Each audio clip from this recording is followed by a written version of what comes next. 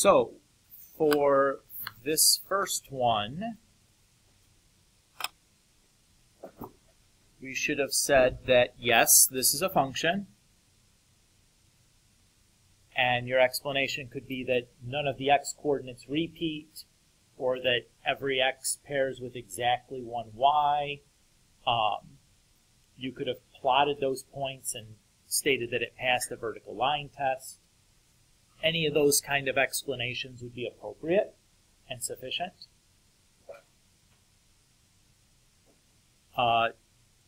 2 is not a function. And probably most of us that provided an explanation here use the vertical line test to indicate that this fails a vertical line test, and that's absolutely sufficient. You know, make a little sketch and say that it fails a vertical line test. Perfectly fine. Absolutely appropriate. That's probably what most of us did. For 3, this also is not a function. So we covered a situation like this, I think, in the notes. You could have recognized this as the equation for a circle and used that to justify that it's not a function because it would fail a vertical line test. Alternatively, you could have picked a value for x and shown that when you solve for y afterwards, you get 2 answers. So if I pick x to be 1, 1 squared is 1. Oops, I don't want to pick x to be 1. Let's pick, oh, this is just kind of a pain, huh? All right, we'll pick x to be a half. So a half squared is 0.25. Oops. And when I subtract that from both sides, I get 0.75. And then when I square root both sides, I get 2 answers. Right? So remember, when you square root both sides of an equation, it generates a plus or minus. It's easy to forget that. I will bang that drum repeatedly the entire year to help remind you. But the fact that we have 1x value that gets 2 separate y values, you could also use that as a justification. You did not need to do it that way. You could have recognized that this was the equation of a circle. But if you missed that and you're like, what would I do if I forgot that that's the equation for a circle? That's certainly an appropriate response to, or appropriate justification, is to pick a value for x and see if you get more than one y coordinate for it. 4, this is a function. Each of the x's are used, and they each go to only one thing. So that's appropriate. 5 is a function. Again, hopefully you looked at that equation, recognized that as y equals mx plus b. So you know that, it's just going to be the equation of a line that will pass a vertical line test. Again, if you weren't quite sure, you could pick some values for x and see what the values, how many values for y you get. No matter what x you pick, you're only going to get one value for y when you solve. So that's good justification that it is indeed a function. 6 is also a function. That passes a vertical line test. That's probably the explanation that most of us gave if you did indeed give explanations. 8. This is also a function. If I look, everything in the domain is used, and each of them only go to one thing. This is not a function. The issue here is the -2 that goes to both 1 and 3. Yes, sir? I think you missed 7 about 8 then. Oh, I did. Thank you. 7 is also a function. Again, if I look at the x's, no x's repeat. So that is indeed a function. Did it matter that the y's repeated? Not a bit. When we're talking about functions, we're really only worried about what the x's are doing. Thank you. So we got 9, and then 10 also is not a function. This fails a vertical line test, so I could draw a vertical line, say here, intersects that graph 3 times. So that graph is made up of the V and the circle. Any questions about this here?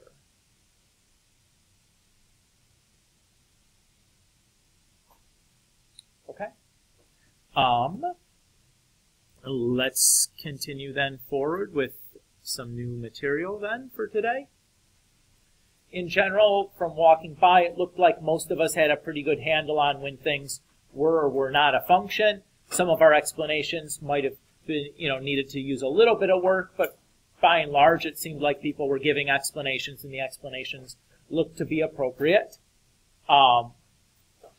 So, unless you feel that I'm incorrect there, it seems like you guys have a decent handle on what's going on. Okay. So last time we talked about sets and relations and functions. That's what we did last time. So we talked about what a set is and the different ways that we can represent a set. We talked about what a relation is and some of the different ways we can represent a relation. And we talked about a function is and how to determine when a relation is or is not a function, right? What we want to do today is we want to build out some vocabulary that we can use to describe our functions. So just like if I wanted to tell you about my backpack, I need to have like a concept of color or shape or weight or smell. Like I need some adjectives that I can use to describe it. And then those adjectives have to be something that my audience understands, right? So we want to be able to do the same thing. We want to be able to describe what these functions look like or how they act. And in order to do that, we need to define some properties and talk about how we know what those properties are or aren't. Okay? So the first set of properties that we want to talk about when we deal with functions, or relations really, these same properties would apply to relations.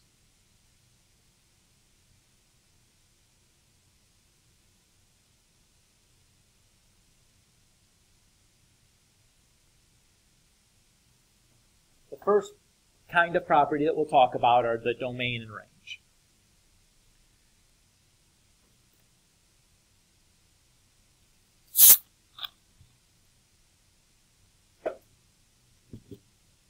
If you recall, the domain and range were the two sets we used to build our relation or build our function.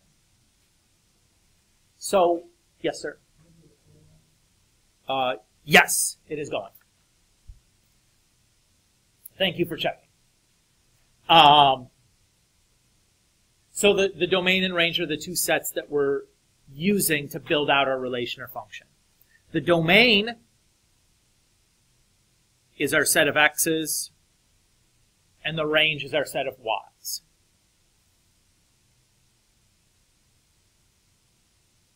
So the issue becomes to describe these sets. Sometimes they're going to be finite.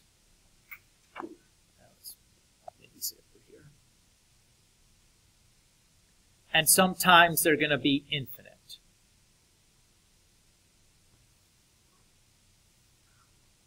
Now, I had said yesterday when we talked about infinite sets that I wouldn't require you to be able to build out like the notation that we described an infinite set with. What we're going to use is an alternate notation to describe these called interval notation. That's quite a bit less complicated to use than the notation that I gave you yesterday. I would expect that you're able to describe a set using interval notation. And we'll talk about what that is and how to do that here in a moment. So the first thing we're going to talk about is domain and range. Domain is the set of x's that are used in that function or relation. The range is the set of y's that are used in that function or relation. Depending on the specific function or the specific relation, the domain and range might be infinite or they might be finite. In the case that they're infinite, we're going to use something called interval notation to describe those infinite sets, rather than the set notation we talked about yesterday that I said was not something I think that you should be responsible for being able to generate on your own. I would expect that interval notation is something you can generate on your own. Everybody okay with that kind of framework that we're going to be operating in for right now? Okay. So probably first thing that I want to do before getting into examples of how to find these domains and ranges is to describe what interval notation looks like. Okay with that plan? Okay.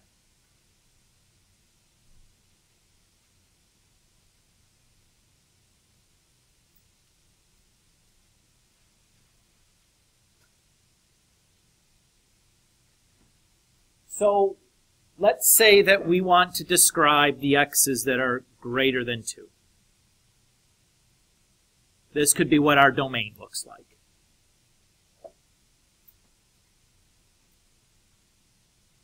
So can somebody give me some examples of things that are in that domain, of numbers that are in that domain? Go ahead. 4. Exactly. Someone else? Go ahead. 10? 5? Are there decimals in here? Yes, right? Like 6.3 is still greater than 2. Just to be clear, everybody suggested a whole number, which is perfectly fine. But I want to make sure that we also acknowledge that there's decimals in here. Are there fractions in here? Like 7/3 would be in there, right? Are there like infinitely long decimals in here? Yeah, right? So there's lots of stuff in here rather than just whole numbers. Everybody agree? Okay. When I write an interval notation for this, I'm going to need 2 things that I'm going to separate with a comma. The first thing is a lower bound. And the second thing is an upper bound. So the lower bound is like the smallest number that has to do with what we're describing here. So if I'm talking about the x's that are greater than 2, what's the smallest number I'd be concerned with? 2, right? That's the beginning of the numbers that I'm talking about. So I'm going to put a 2 there for the lower bound. What's the upper bound? What's the biggest number I'd be concerned with? I heard somebody mumble something over here. Infinite. So infinity is the biggest value. That would be our upper bound. So the symbol that we use to represent infinity is like a sideways 8.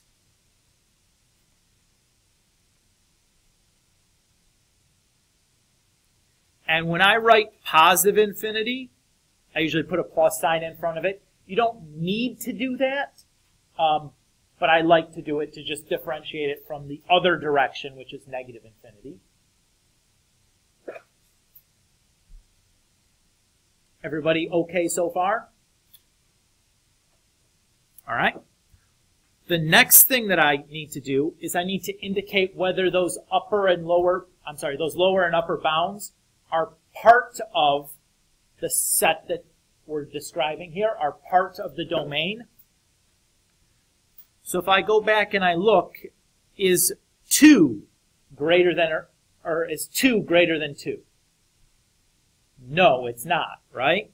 So I need to somehow denote that 2 is not actually included here, the way what we do to use that, or to indicate that, is we use a parenthesis.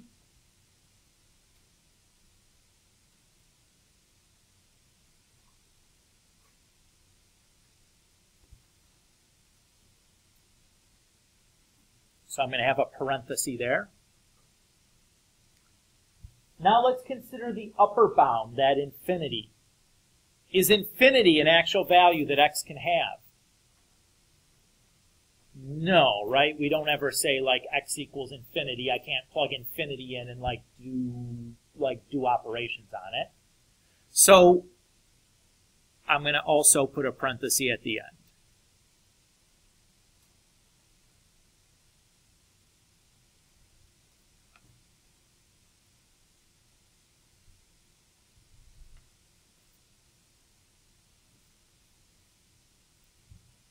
So when I view this,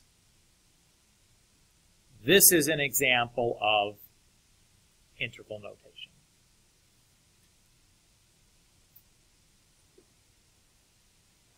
So when I read that, I know I'm talking about the x's from 2 to positive infinity. And because there's a parenthesis at the 2, I know we're not including 2 inside of that range of values. So it's starting immediately after 2.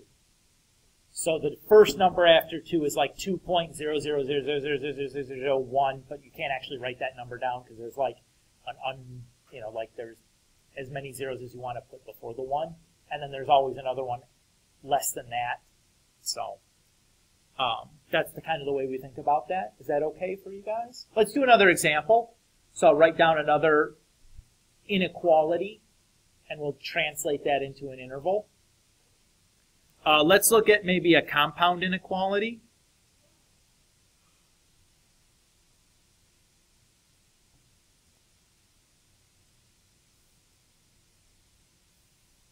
So let's say -3 less than or equal to x less than 8.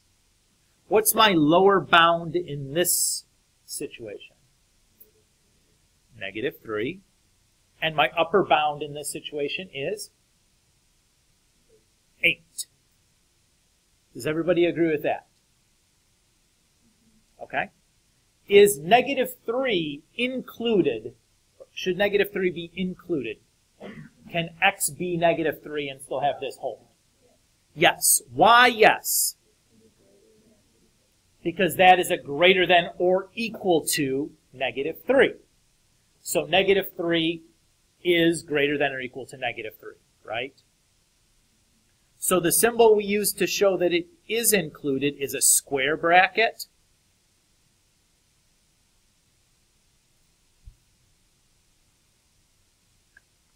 Now let's look at the upper bound. Is 8 included? No. Why is it not included? Yeah, because it's a strict less than. Because 8 is not less than 8. Right? So what symbol should we use next to the 8? A parenthesis.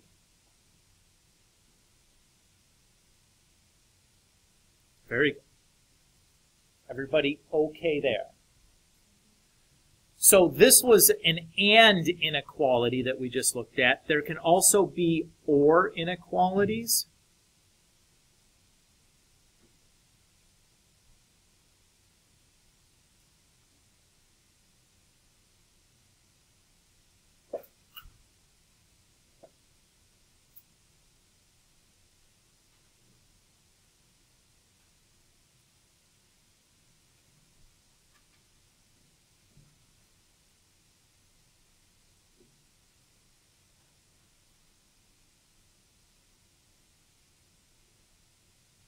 So to do one of these, I'm going to view this as 2 separate intervals.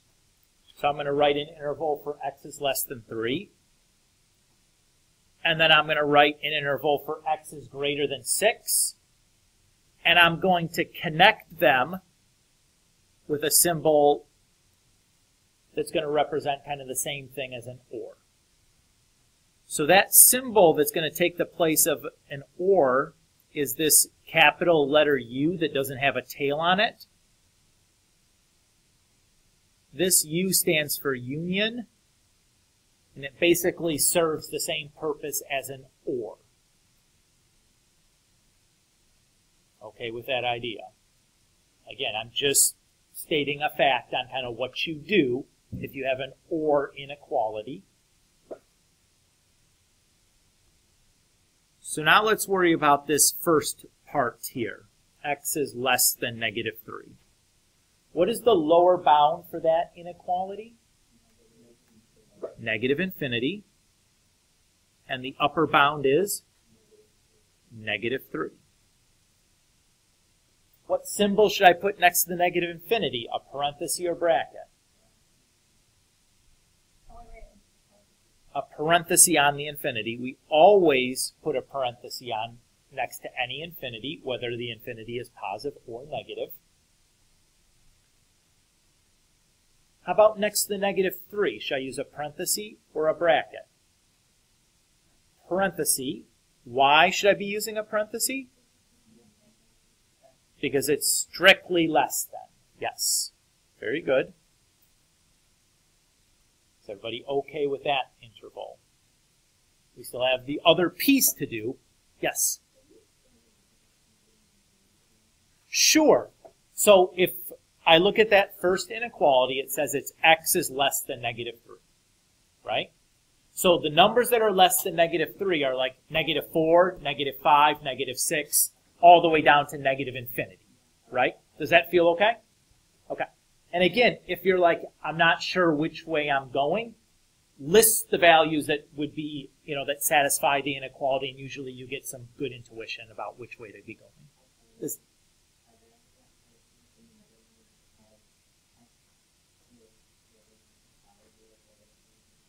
So we haven't done that part yet. So that's what we're going to do next. That's the second half of this. Yep. So if I look at x is greater than 6, what's the lower bound on that? 6. And the upper bound is? Yeah, infinity or positive infinity. If you don't put the positive sign for the positive infinities, that's okay. I like to do it, but you don't need to do it. It just helps me keep things straight. So the 6, does that get a parenthesis or a bracket? Parenthesis. Why? Yeah, it's a strict greater than symbol. Yep. And the positive infinity, parenthesis or bracket? Parenthesis. All infinities get parentheses. And that's probably just about as bad as one of these kind of get, right? So if it's an OR situation, you just keep putting U's every time there's an OR and just do it as separate pieces. So not so bad, right? Okay. So let's actually find some domains and ranges now. So I'll write some things that maybe are functions or relations. And then we'll determine what the domains and ranges are involved. Okay?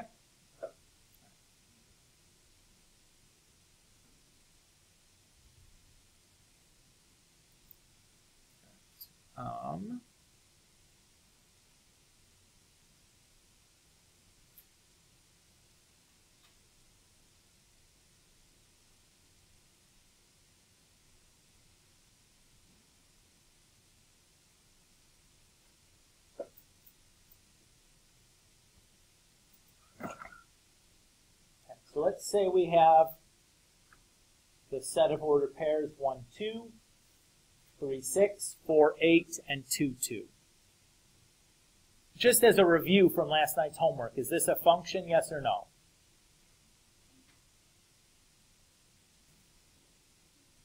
Yes. Right? If you look at the x-coordinates, no x-coordinates repeat, and that's justification that this is a function. Everybody agree with that? Okay. So, we're going to list the domain and range here. So the first thing I want to do is try to determine whether the domain and range are going to be finite or infinite sets. So remember, the domain is the set of x's that we use, and the range is the set of y's that we use. Are the number of x's we used finite or infinite?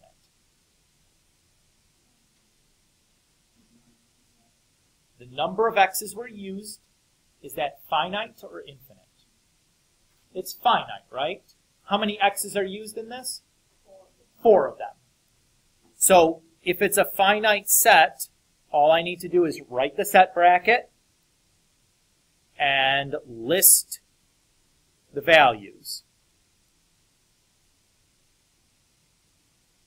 Notice that I did not have to write them in order from smallest to largest or largest to smallest. A set doesn't have to have any particular order. The set 1, 3, 4, 2 is the same as the set 1, 2, 3, 4, is same as the set 4, 3, 2, 1, which is same as the set 2, 1, 3, 4. It does not matter the order in which you write the elements in the set. Everybody okay with that idea?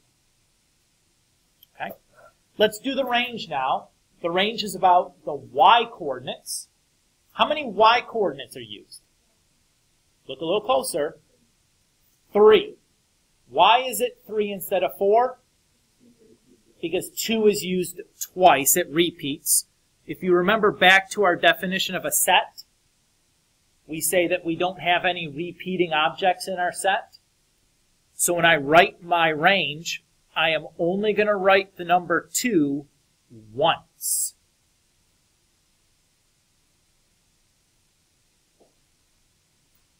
Okay, so when we defined a set, we said it was non-repeating.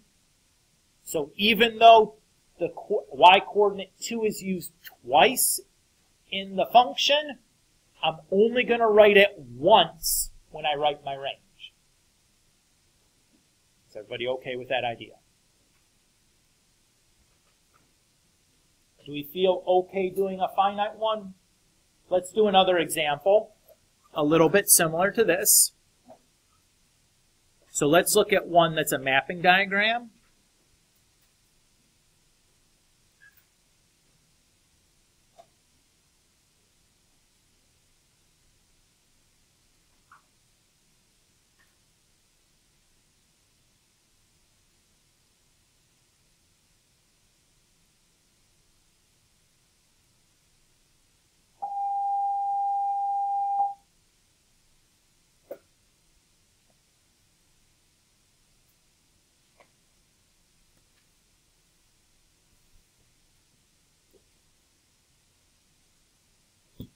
Just to review yesterday's concept, is this a function?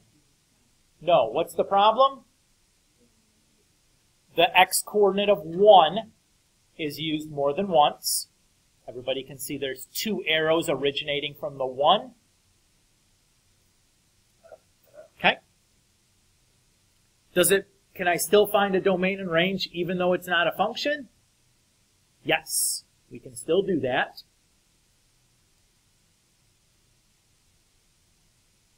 So, is the domain, or the domain is the set of x's. How many x's are used? 4. So is that finite or infinite? Finite.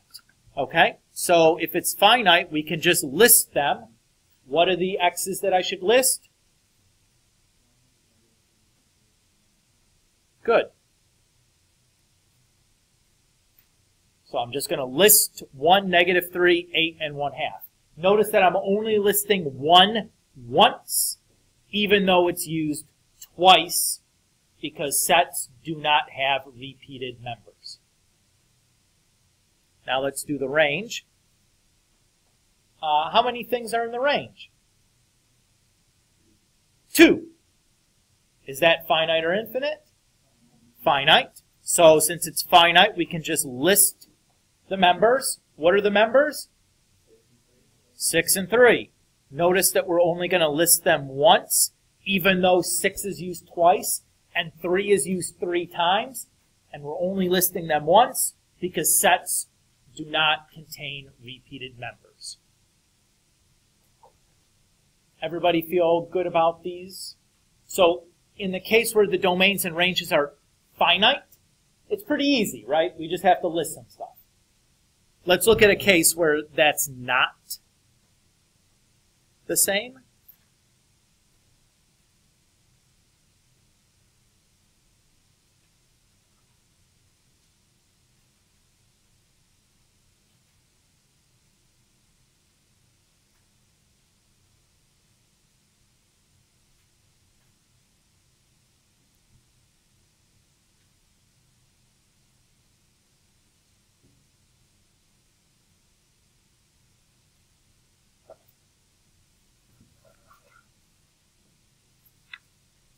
So notice that this graph does not have arrows at the end of it, so it's not going on forever in both directions.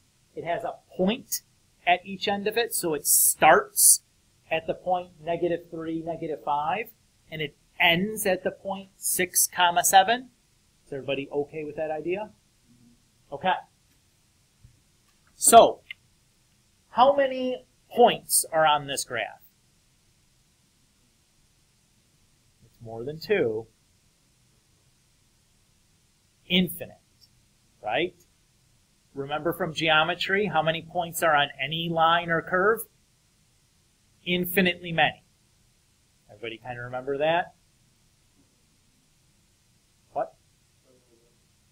That from geometry, there's infinitely many points on any line or any curve, right?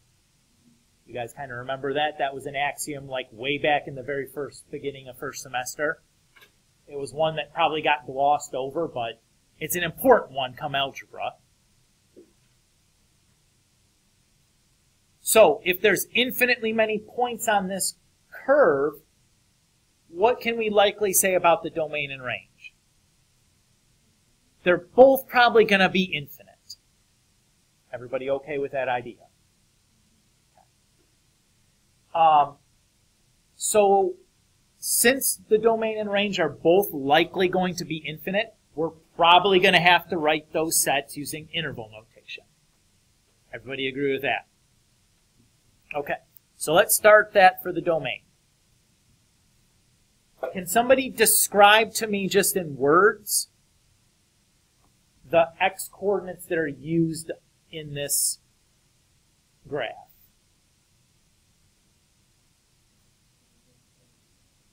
So it goes from -3 to 6. Everybody agree with that? So if we're writing an interval notation, what should my lower bound be? -3. And my upper bound should be 6. Okay. Is -3 included or not included?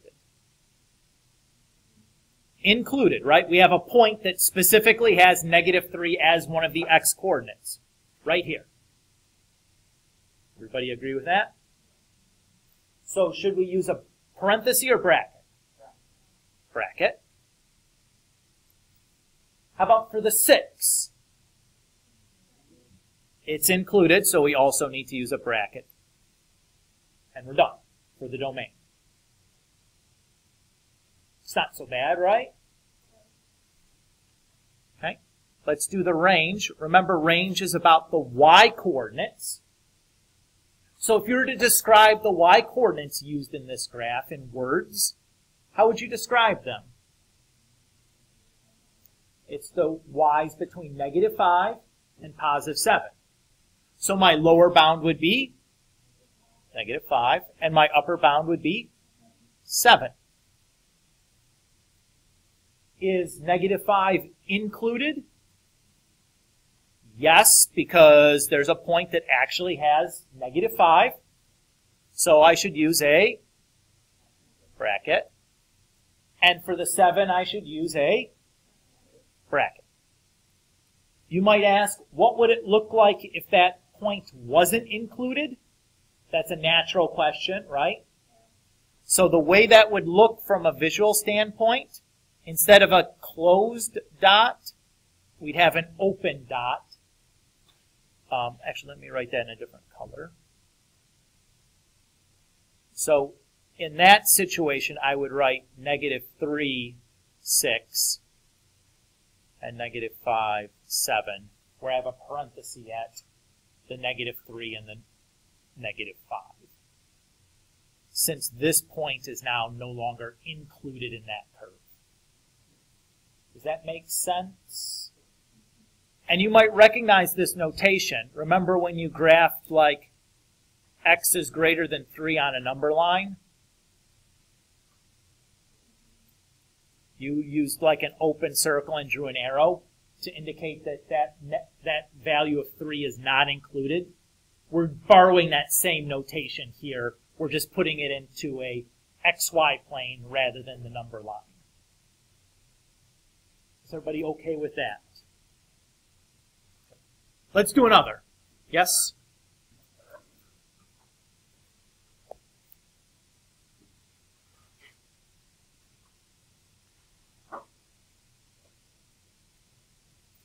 How is the pace doing? Are we going, feel appropriate? Nobody's feel like they're hanging on for dear life? Okay.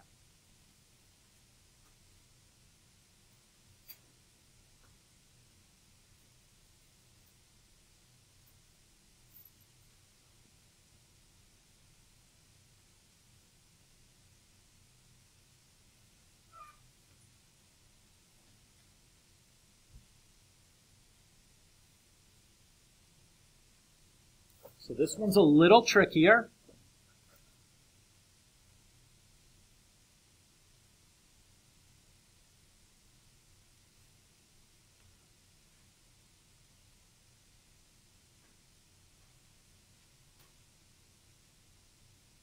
So let's start with the domain.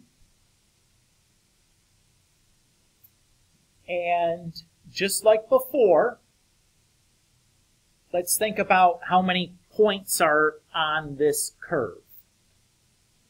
Infinitely many, right? In that case, it's likely that the domain and range are probably both infinite. That's probably our starting assumption. So can somebody describe the number or the x's that are used just in words?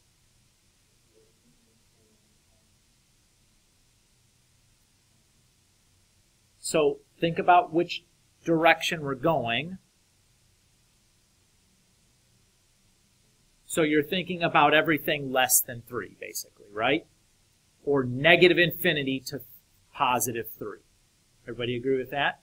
So the lower bound is, yes.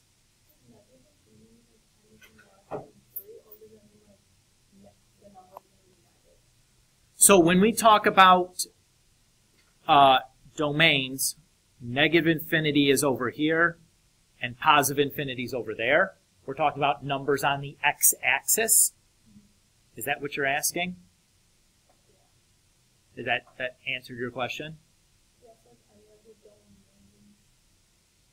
So this arrow is pointing to the left and down, right? So since it's pointing to the left, means that the x-axis is going to negative infinity. Does that make sense? Okay. Does everybody agree with our description of the x's involved here that are just the x's that are less than 3? Or you could say negative infinity to 3. And that's kind of what our lower bound to upper bound would be.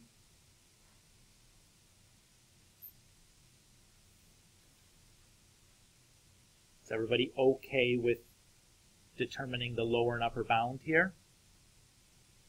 Now I want to caution you, a common mistake I see students make is they transpose these two numbers and they put the 3 first and the negative infinity last. My suggestion to you is make sure that when you're looking at your graph, you're reading things from left to right. So in that case, this piece should be telling you about the lower bound, and this part should be telling you about the upper bound. If you do that, positive 3 has nothing to do with the arrow down here at the beginning, right? Hopefully you would notice to flip those. So make sure that when you're reading things, you're reading from left to right, just like you would read a book. Okay?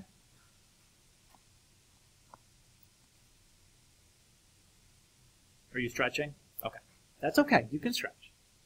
So on the negative infinity, bracket or parenthesis? Always parentheses on the infinities. On the 3, bracket or parenthesis? Parenthesis. Again, notice that this time we have an open point rather than a closed point. That indicates to us that that point is not included. Let's do the range now. The range is talking about which axis or which coordinate? the y's, right? Okay, so if I was to describe the y coordinates involved in this, we would say it's from what to what? Negative infinity to 6. Does everybody agree with that? So that's my lower and my upper. The negative infinity should get a parenthesis. Infinities always get a parenthesis. And the 6 should get a parenthesis, again, because we had the closed circle, or I'm sorry, the open circle here at the end, indicating that that point is not included. Do we feel okay there? Okay. Should we do some more of these interval ones? They tend to be the trickier ones. No? We feel pretty good about this? Okay. That's fine. Let's move forward then. The next thing I want to talk about is positive, negative, and 0.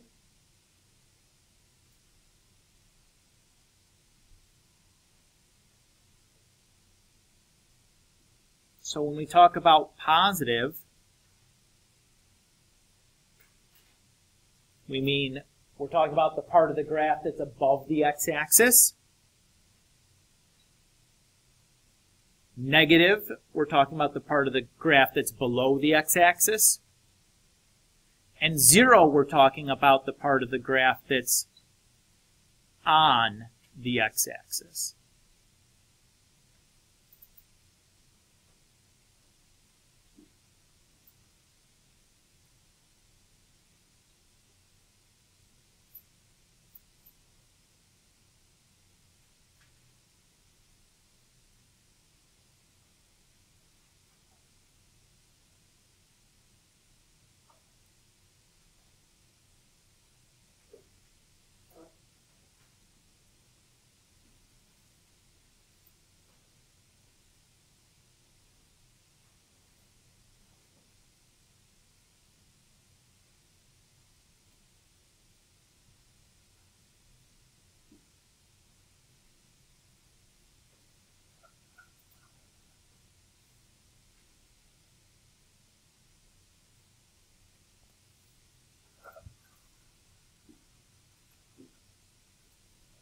So just as a review from yesterday, the graph that we're looking at right now, does this represent a function, yes or no?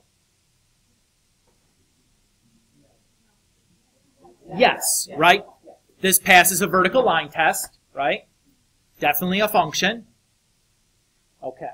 So if we're talking about the positive, negative, and 0 parts of the graph, how many parts of this graph look to be positive?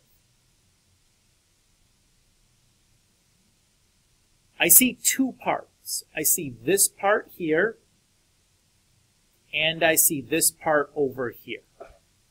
There's 2 pieces of the graph that are above the x-axis. Do you guys agree with that? How many parts do you see that are negative? I see 1. I see this part right here that's below the x-axis. You guys agree with that? Maybe I'll use a different color here. This is going to be less confusing. And then how many pieces do you see that are 0? 2.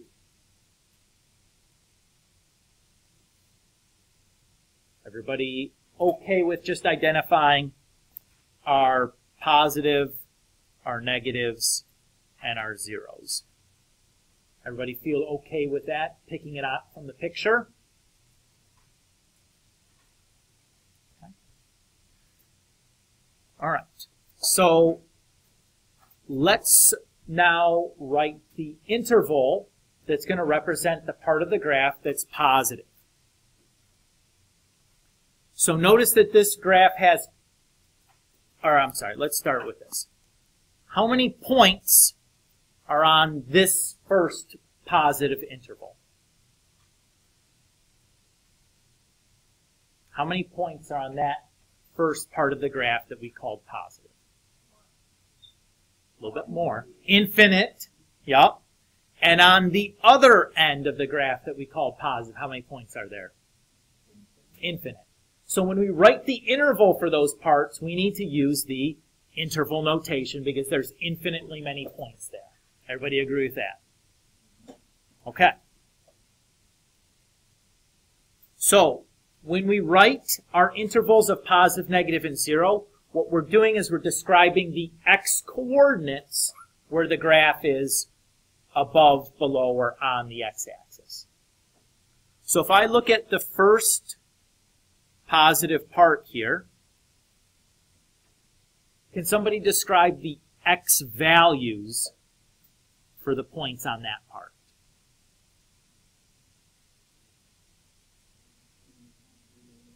-4 to -3. Everybody agree with that? Okay. So my lower bound will be -4. My upper bound will be -3. So far, so good. For the -4, should I use a bracket or a parenthesis? Bracket, because that point is decidedly above the x-axis, right? For the -3, should I use a bracket or parenthesis? Parenthesis, because that point is not above the x-axis, it's on the x-axis. Everybody good with that? Now I'm going to use that union symbol, and I'm going to write my interval for my other piece. So I'm going to go over to this piece on the right side and write the interval for that. Yes? So if I look at the point that has -4 on it, it's above the x-axis. So it's positive. It should be included with the positives. Because we defined positive as above the x-axis. That point is above the x-axis, so it should be included. As opposed to the -3 that's on the x-axis, that should not be included with the positives. The -3 does not. It has a parenthesis. -4 has a bracket because if I look at the point with the -4, it's above the x-axis. When we're talking about the positive parts, that means it's above the x-axis. This point with the -4 on it is above the x-axis, so it is a positive point, so it should be included in the set of positives. So we'll put a bracket there to show that it is included. As opposed to the -3, which is on the x-axis, which is not positive, so it should not be included with the positive things. Okay with that idea? Okay. All right, let's look at the other positive part on the right side of our graph.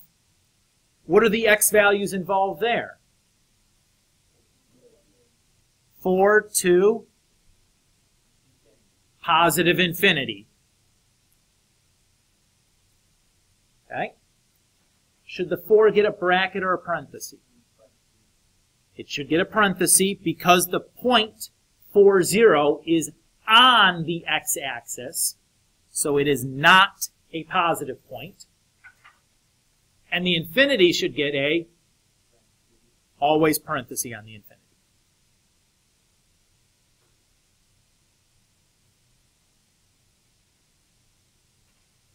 Let's do the negative. The negative goes from where to where? -3 to +4. Very good. Oops. Come on, you stupid machine. There we go. Okay. Should the -3 get a bracket or a parenthesis? Parenthesis. Notice because that point -3, 0 is on the x-axis. That's not a negative point. Should the 4 get a bracket or parenthesis? Parenthesis, because 4, 0 is on the x-axis. That's not negative. Everybody okay there? Okay. Now let's do the parts that are 0. So the positive and negative parts were infinite, right? There were infinitely many points on the positive parts. There were infinitely many points on the negative parts. What about the zero parts? It's finite, isn't it? Because there's just 2 points that are zero. Everybody agree with that? So instead of writing it, the zeros with an interval, we can just list them. So there's 2 x values where the graph is 0. They occur at -3 and +4.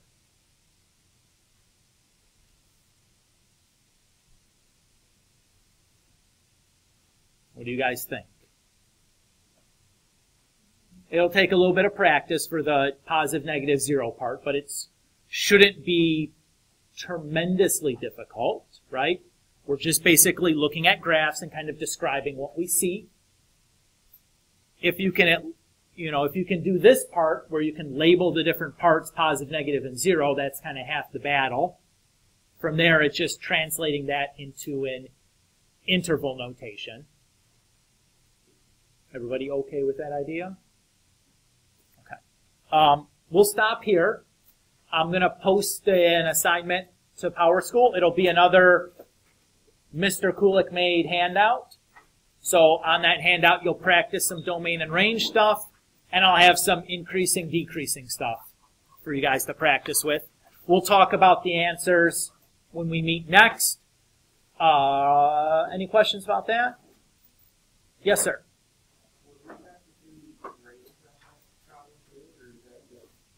So the directions here, we were just talking about labeling intervals of positive, negative, and 0. You could talk about domain and range for this problem as well. It was not part of that example.